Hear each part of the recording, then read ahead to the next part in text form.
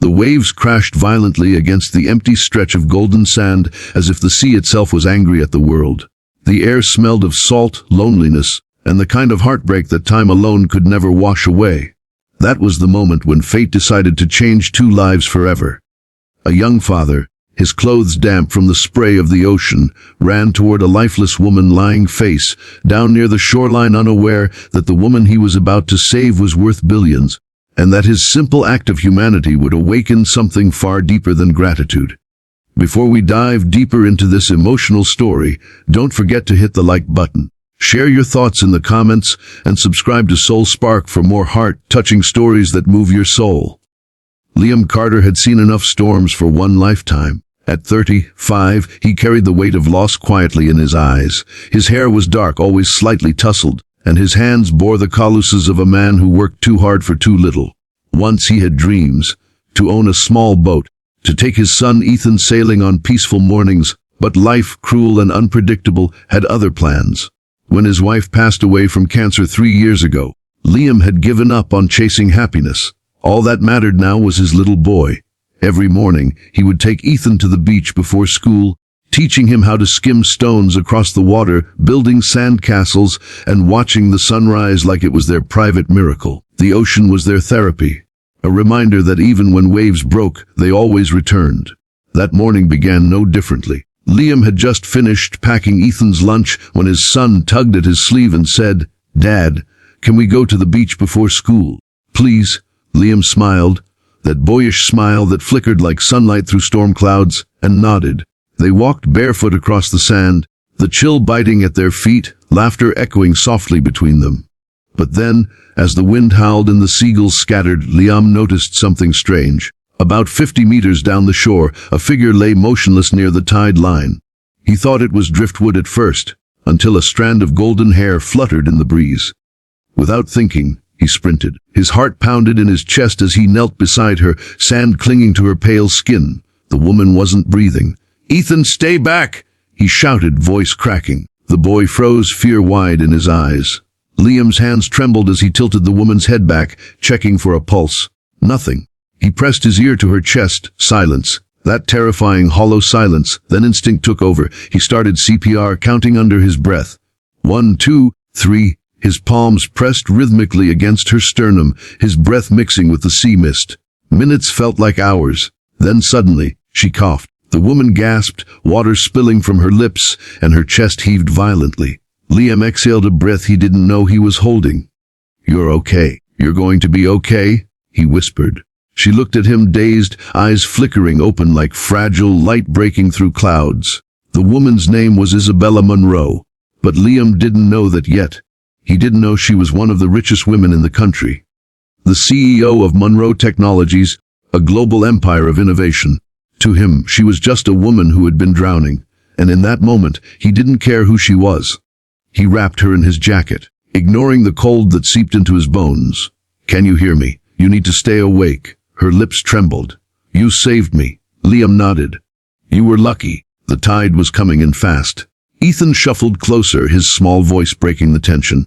"Dad always saves people. He's a hero." Isabella smiled weakly, and for the first time in years, Liam felt something stir inside him, something he thought had died with his wife. At the hospital, Isabella was treated for mild hypothermia and exhaustion. She had been walking along the coast, trying to escape the chaos of her life. No one knew where she had gone. She hadn't even told her assistant. Her mind was drowning long before the ocean pulled her under. When she woke up hours later, the first thing she saw was Liam sitting by her bed, his jacket still draped over her chair.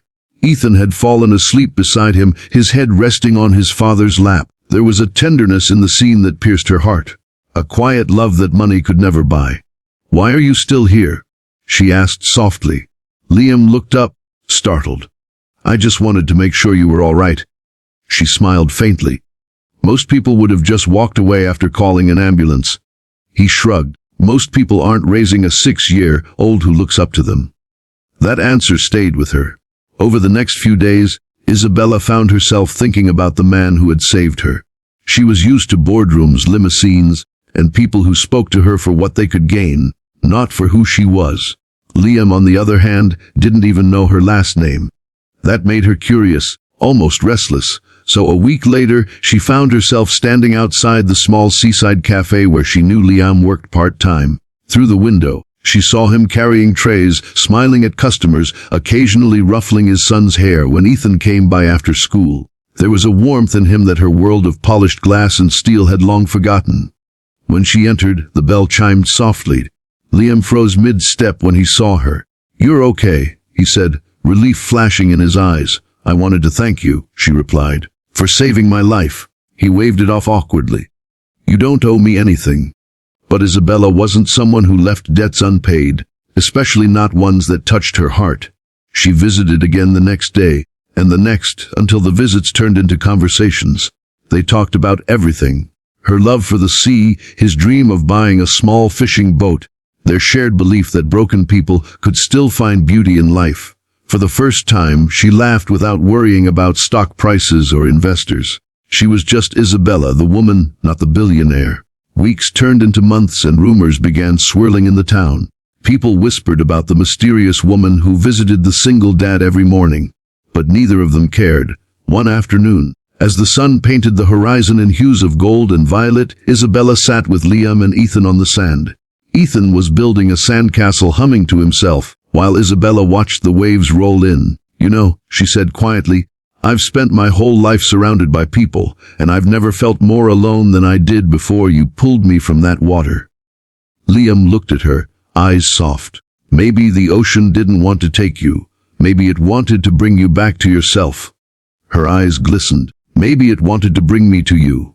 The words hung between them like the tide, gentle, steady, inevitable. But love, no matter how pure, rarely comes without obstacles. One morning, a convoy of black cars pulled up outside Liam's cafe.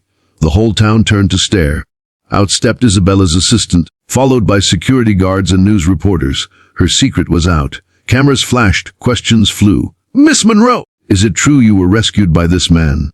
Liam stood frozen, realization dawning on him like a storm. "You're that Isabella Monroe." Her eyes filled with regret. "I wanted to tell you, but I didn't want it to change what we had." He took a step back, the distance between them suddenly feeling impossible. "You think it doesn't change everything? You live in a world I can't even imagine. I'm just a guy who makes coffee and packs school lunches." She reached for him, voice trembling. "You're the man who saved my life. That's the only world that matters." But he walked away. Days passed. The cafe felt emptier than ever. Ethan asked about Isabella every night, and Liam would just smile sadly, saying she was busy. He told himself he was doing the right thing, that she deserved someone who could stand beside her in her world of power and wealth. But deep down, he knew he missed her more than he'd ever admit. Then, one evening, as he locked up the cafe, he saw her standing there on the pier barefoot, wind in her hair, holding something small in her hand. "I bought you something," she said, her voice soft against the roar of the sea. She handed him a key. He frowned. "What's this?" She smiled through tears. "It's to a boat. It's yours. I remember you said you wanted one." He shook his head. "I can't take this." "Yes, you can," she whispered. "Because it's not charity, Liam. It's a thank you. For reminding me that I'm human. For showing me love isn't measured in money, it's measured in moments." And then she did something she'd never done before. She kissed him. It wasn't a kiss born from impulse, but from gratitude, longing, and the realization that love doesn't care about status. It only cares about souls that recognize each other. Months later, the town watched as Liam, Isabella, and Ethan set sail in the small boat named Second Chance. The sun rose behind them, casting a golden path across the waves. For once, life didn't feel cruel. It felt earned. Because sometimes, fate doesn't send you what you want, it sends you what you need. If this story touched your heart, don't forget to like, comment your thoughts, and subscribe to Soul Spark for more real, raw, and emotional stories that remind us what it means to love, to lose, and to live again.